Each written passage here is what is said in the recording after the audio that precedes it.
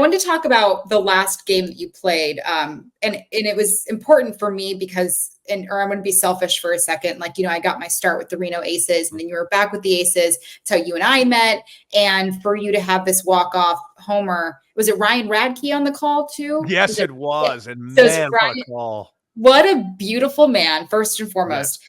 Yeah. And so that was part of it. And to know that he knew you were retiring. Johnny Gomes knew you were retiring because he was an outfield instructor. Outfielder coordinator. Yeah. And nobody talked about it, which was really cool as far as it being public. So how did that add to the emotions of, you kind of joked, I'm just going to hit a walk-off, and to know that that was it, like there were so many elements to that story. That night was very wild. So the full story behind that whole season. So there's a lot more to it than just that night. As I mentioned, it was my second year with the Diamondbacks at that point, and they were honest with me that, listen, we're going to pay you this much monthly. We're going to guarantee it. We just want you to be here. We'll do everything we can to sell you to Japan, but you know who we have in the minor league system, because they did have some top prospects. Clearly, look at what the Diamondbacks are now. Yeah. And it was frustrating, but I was so appreciative of just the honesty. I have no problem with that answer as long as it's the truth. And in the fact that we were open about it, I had to go on the phantom IL a couple of times. Like an ankle injury? Oh yeah, ankle sprain is what I had. Oh, that was brutal. And when you're not injured and you're very capable, and what is on the field is not necessarily better than you, it's just what is more important than you, or being deemed more important than you. It's a tough pill to swallow. But at that point, I was 32 years old and very much understood what the business was. I had many opportunities to. Hell, the Diamondbacks offered me to be a manager multiple times. The Padres trip trying to get me to be a manager, but I very much wanted to be in the media side, because that's where I really thought my future was. And I just I had no interest in starting my minor league career all over again. Yeah. But the thing about it was, as the season was progressing, I got an offer to do a new radio and TV show that I couldn't turn down. And and the Diamondback, they wanted to fly me to Boston. And I came to the Diamondbacks and said, hey, listen, can I take a day off and fly to Boston?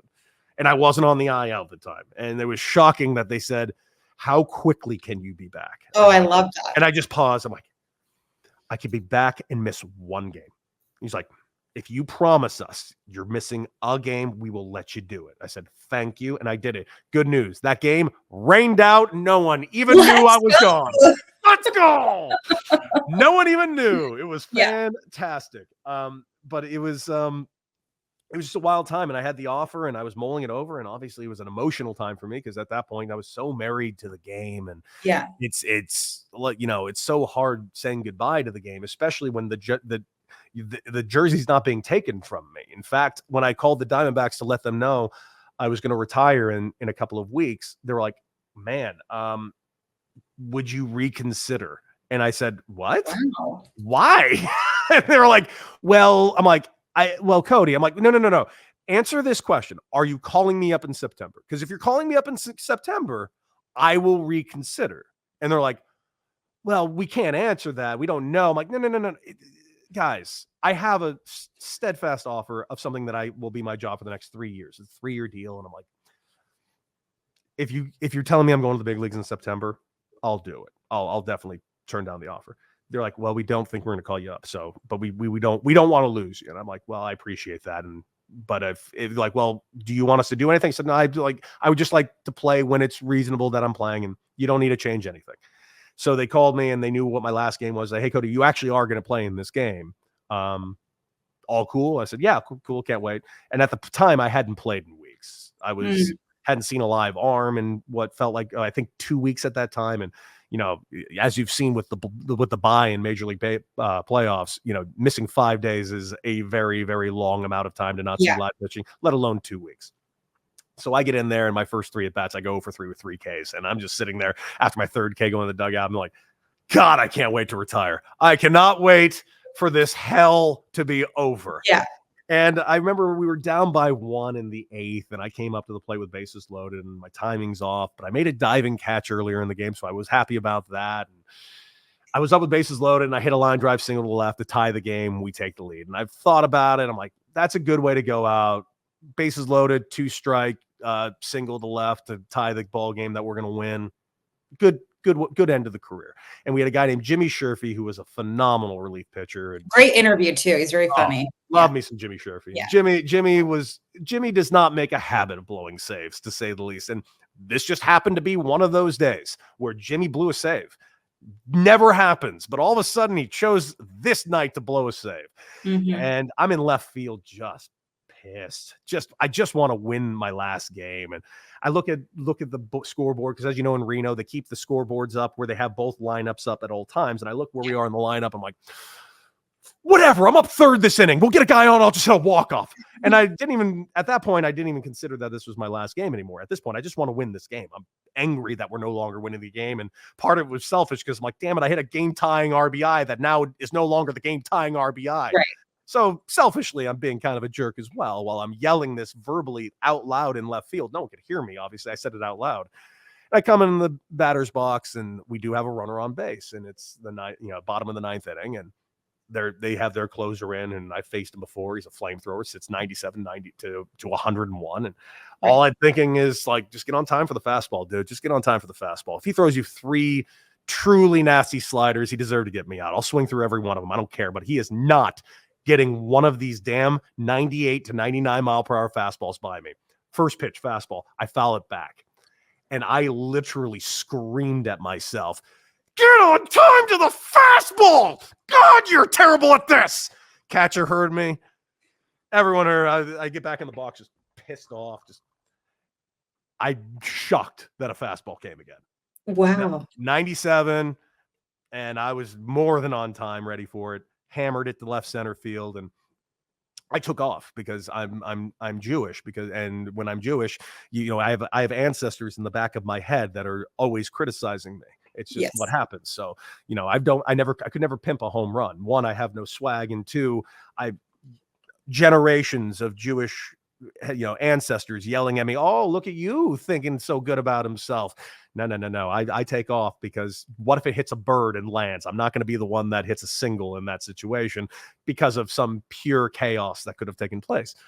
So I took off, and once I saw the ball go way out, I didn't slow down. My sprint just continued. I was so fired up, and our dugout was down there, and I still hadn't registered to me that this is my last you moment. With them running out and everything. Didn't even, at no point has it crossed my mind. I'm just sprinting around the bases, fired up that we got the win. I throw my helmet, join all the guys, and I literally get there, and guys are in tears. Friends of mine that I've played with for years. I remember, God, who was it that I hugged for a really long time? I'm so sorry I'm forgetting his name right now. He was a catcher for the Blue Jays. He actually works on this Blue Jays commentator now, and he's phenomenal at it. Catcher. It'll come to me. I'm so mad at myself for immediately not saying his name out loud. But it was, hugged him for a while, and even one of the players from the other team walked by. He's like, this is a bit much. And one of the guys like, Deck's retiring tonight. Like, this has been planned. Everyone knew. My teammates knew. Radke knew. Diamondbacks knew. Johnny Gomes knew.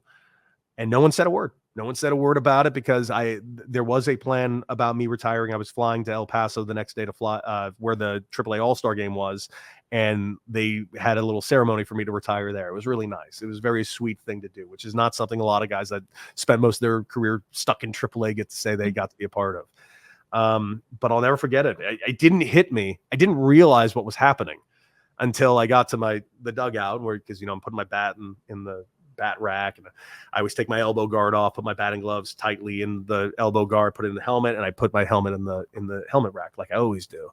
And I'll never forget it. Put the helmet in the helmet rack, and that's when I paused. Like, all of a sudden my hand was glued to the helmet rack. I'm like, oh my God, this is the last time I'm ever putting a helmet in a helmet rack. And I looked to my right, and Johnny Gomes, when I say Johnny Gomes is next to me, he's like right here. He's just like next to me right here. And I just turned and I'm like, Johnny, I'm retiring tonight. And he goes like, I know, this is awesome. He grabbed my bat, runs away. He puts it in a big old sleeve for me. Is that bat never touches a baseball ever again. It's on my mom's wall.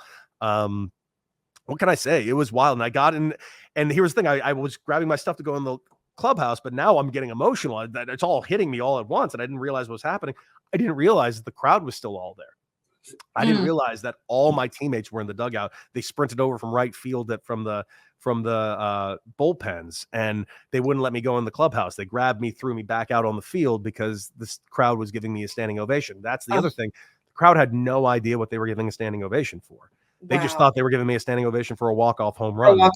They had no idea they were literally sending me home with was the greatest moment in my baseball life. I was very lucky to experience that. I don't know what to say other than it.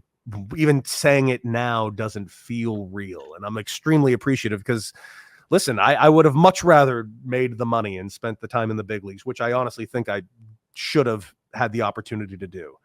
But if this is what I get, it could be worse. Yeah. Could be a lot worse.